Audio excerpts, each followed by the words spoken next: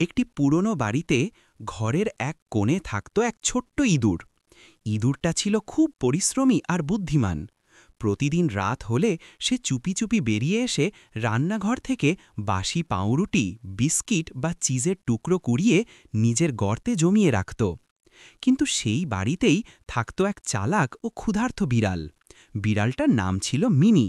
সে প্রতিদিন ভাবত, আজই আমি ওই দুষ্ট ইঁদুরটাকে ধরব, সারা রাত আমার খাবার চুরি করে।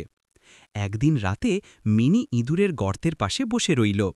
কিছুক্ষণ পরেই ইঁদুরটা ধীরে ধীরে গর্ত থেকে মাথা বার করল। বিড়ালটা নরম গলায় বলল, ইঁদুর ভাই, ভয় পেও না, আমি তোমার বন্ধু, এসো আমরা খেলা করি।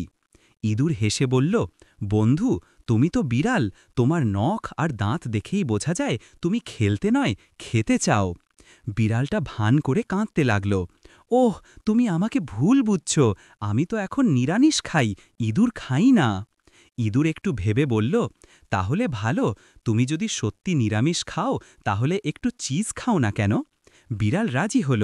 ইঁদুরটা তখন একটা বড় চিজের টুকরো গড়িয়ে দিল মেঝেতে।